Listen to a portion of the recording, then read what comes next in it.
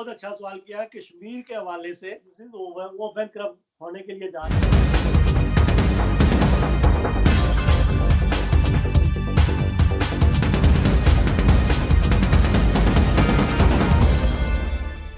Programme London आई में खुश आमदीद। आज मेरे साथ मेहमान शख्सियत मौजूद हैं।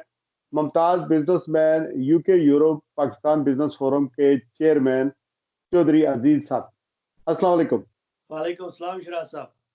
चौधरी अजीज साहब, हम आज पाकिस्तान का कोरोना वायरस के बाद जो उन्होंने इकदाम किए हैं, तो पाकिस्तान की हुकूमत के इकदाम को आप किस तरह देख रहे हैं? शिराज साहब, मैं समझता हूँ कि ये कोरोना वायरस तो ये अल्लाह ताला की तरफ से मर्ज था। इसके आगे जो है वो सुपर पावर्स भी जो है उन्होंने भी हैंड्स अप कर दिए हैं। लेकिन इस मुश्किल वक्त में जो है ना, लीडर्स के फैसले जो है वो बड़े आम होते हैं। तो मैं समझता हूँ हमारे प्राइम मिनिस्टर जनाब इमरान खान साहब ने जो है ना बड़े अच्छे फैसले किए हैं। और डे वन से वो लॉकडाउन के खिलाफ थे। पूरी दुनिया कह रही थी कि अपने अपने मुल्कों को वो लॉकडाउन भी कर रहे थे और दूसरों को भी कह रहे थे कि आप लॉकडाउन करें। लेकिन इमरान खान जो है ना वो डे वन से जो है ना वो लॉकडाउन के खिलाफ थे। उनको पता था कि पाकिस्तान में तकरीबन 9 करोड़ से के करीब जो है आवाम जो है वो खतरे गुर्बत से नीचे हैं। तो जाहिर है अगर कोरोना वायरस से कुछ हज़ारों के हिसाब से जो है ना अमवात हो सकती है। अगर 2-3 महीने हम अगर लॉकडाउन करते हैं मुल्क को, तो हमारे करोड़ों के हिसाब से अमवात हो सकती थी। इसको जो है ना हमारा आम पाकिस्तानी सियासी लीडर और वो शख्स जिसका पेट भरा हुआ है या जिसका बैंक बैलेंस बहुत ज्यादा है और उसको परवाह नहीं है कि उसको पता ही नहीं है कि भूख क्या है, वो लोग जो है ना टीवी पे आके शोर मचा रहे थे। वो गरीबों से जाके अगर आप स्ट्रीट्स पे आम बंदे से दिहाड़ीदार से अगर पूछें कि लॉकडाउन से उनको क्या नुकसान हुआ है और उन्होंने कितनी भूखें झेली हैं, तो फिर अंदाजा होगा कि इमरान खान का फैसला जो दुरुस्त था। और इमरान खान के दुरुस्त फैसले की एक बात ये भी है कि अब पूरी दुनिया जो है, न सिर्फ पाकिस्तान बल्कि जो है पूरी दुनिया वो इमरान खान के उस फैसले को फॉलो कर रही है। आप यूके में भी देखें, ये भी देख रहे हैं। और इन्होंने किसी हद तक जो है नरमी इख्तियार किया है। मजीद चंद हफ्तों में जो है ना ये लॉकडाउन खत्म करना चाहते हैं। जर्मनी ने भी लॉकडाउन खत्म कर दिया, यूरोपियन मुल्कों ने, अमेरिका ने, सभी जो है वो इमरान खान की पॉलिसी को वो फॉलो कर रहे हैं। सभी ने ये रियलाइज किया है कि इसमें कोई शक नहीं है कि कोरोना के वायरस से ज़्यादा अमवात हो रही हैं और होंगी। लेकिन अगर लॉकडाउन हुआ तो मुल्क जो है ना वो कई सदियों जो है ना वो पीछे जा सकते हैं इकनॉमिकली। तो मैं इस लिहाज से मैं समझता हूँ कि इमरान खान का डे वन से कोरोना वायरस के हवाले से जितनी भी पॉलिसियाँ हैं वो बड़ी ज़बरदस्त थी। इमरान खान की स्टेटमेंट और ख़ास करके आज जो जनाब वज़ीर आज़म इमरान खान साहब की हाउस ऑफ पार्लियामेंट में जो तकरीर थी कश्मीर के हवाले से, मैं सल्यूट पेश करता हूँ। और मैं एक पाकिस्तानी कश्मीरी होने के नाते मैं फ़ख्र महसूस करता हूँ कि अल्लाह ताला ने हमें ऐसा वज़ीर आज़म दिया है जिसकी इतनी अच्छी सोच है, जो दुनिया में अमन चाहता है, जो पूरी दुनिया के साथ अच्छे तल्लुकात बनाना चाहता है और जो मुल्क को रियासत मदीना की तर्ज पे जो है वो लाना चाहता है। और मैं सल्यूट पेश करता हूँ ऐसे वज़ीर आज़म को। और मैं समझता हूँ कि हम पाकिस्तानी कौम जो है वो इतने खुशकिस्मत हैं कि ऐसे लीडर जो है वो हमेशा सदियों बाद मिला करते हैं। अगर आज हमें लेकिन अजीज मिला है तो हमें उसकी कदर करनी चाहिए। अजीज साहब, लेकिन सेम टाइम आम आदमी सोचता है कि इमरान खान साहब को 2 साल होने वाले हैं। खुद तो बंदा ठीक है, इकदाम भी आप गिनवा रहे हैं कि बहुत अच्छे उन्होंने किए हैं, लेकिन जो उनकी टीम है वो डिलीवर नहीं कर रही है। महंगाई बहुत ज्यादा है, लोग हुकूमत पूरी कंफ्यूज नजर आई है। चूंकि सिंध में पीपल्स पार्टी की हुकूमत है तो वो एहतजाज कर रहे हैं, बल्कि उससे डिफरेंट जो वफाकी हुकूमत इकदाम उठा रही है उसके बरखिलाफ जो है वो चीजें हो रही हैं सिंध के अंदर। तो इस तरह तो ये मुल्क के लिए सही नहीं है।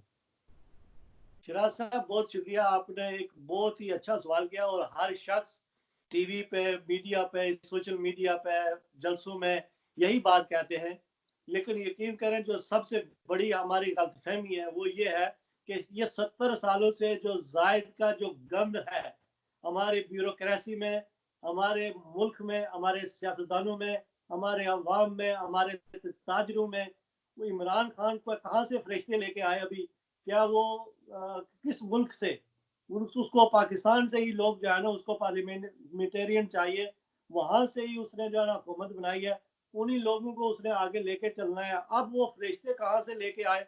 आप मुझे बताएं कि मैं, हर बंदा ये कहता है कि इमरान खान की टीम ठीक नहीं है, मैं आपसे इत्तेफाक करता हूँ, अगर उस अपनी सारी टीम को वो हटा दे तो कहाँ से वो लेके आए फरिश्ते जो उसको जो इस तरह नेक है, जिस तरह इमरान खान चाहता है कि करप्शन दूर हो, सारी चीजें दूर हो।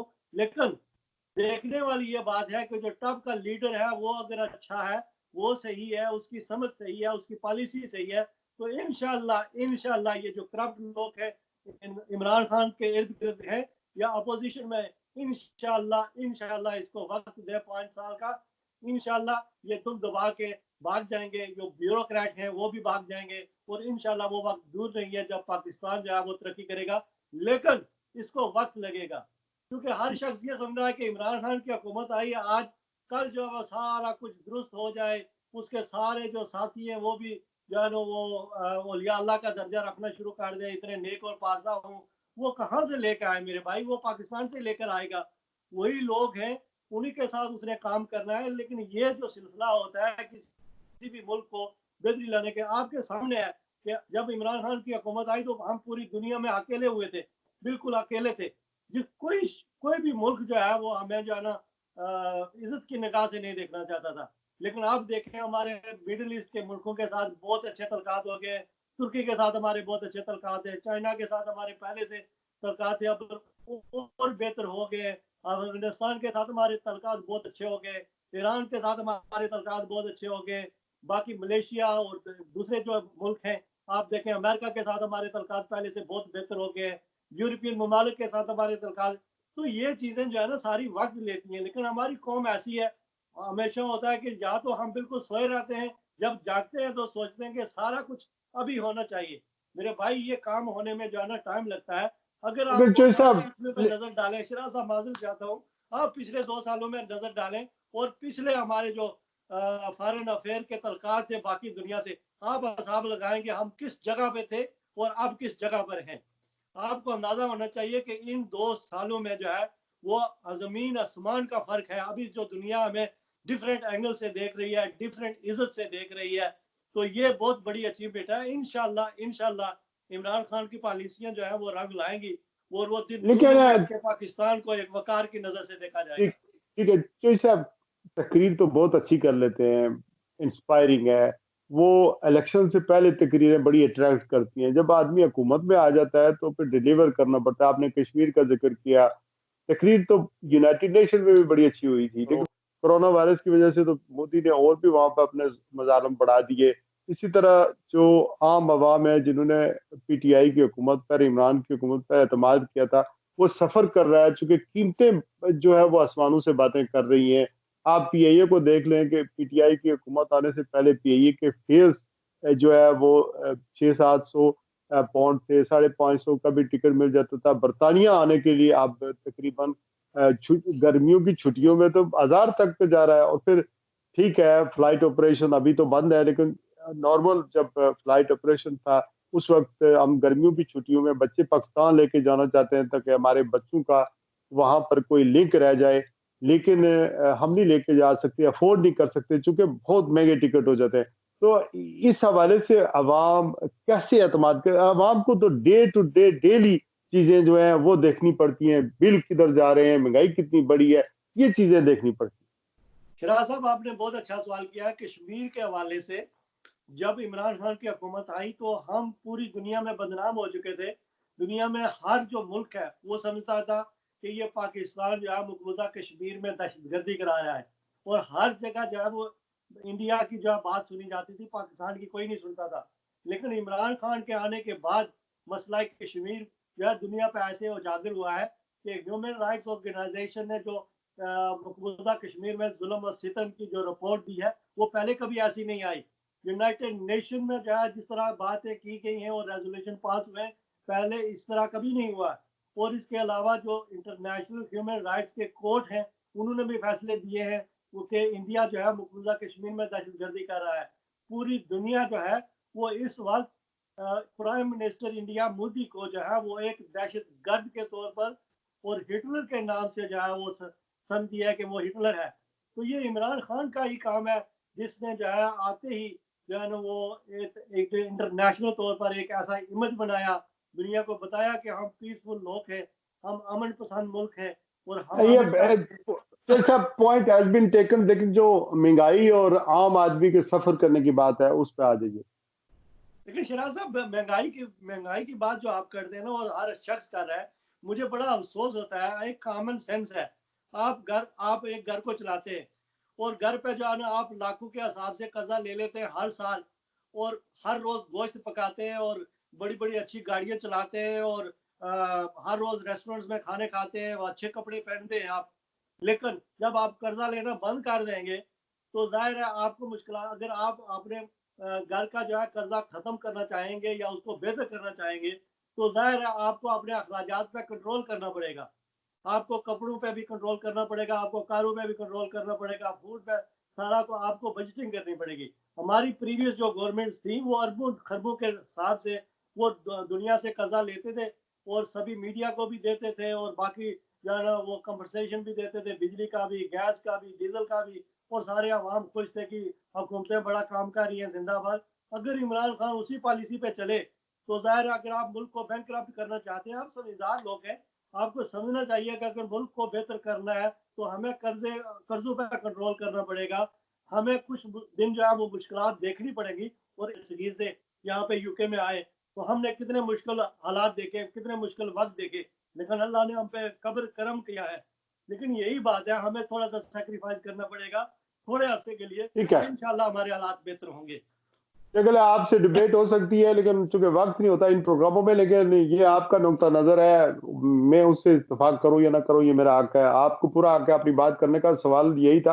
तो मेरे ख्याल में जब से कोरोना आया है, आपका भी तलब मीडिया से है, मुझे तो कहीं कोई आज़ाद कश्मीर में ना तो लीडरशिप नजर आई है, ना ही मेंबर ऑफ पार्लियामेंट जो वजीर थे, सारे कहीं जो है वो पता चल रहा है कि कहीं वो गुम हो गए हैं, गायब हो गए हैं बिल्कुल। ना तो कि कोई जो है ना अवामी तौर पर जो है ना मीडिया में किसी तरह भी जो है ना वो कोई अवाम की सपोर्ट नहीं कर रहे।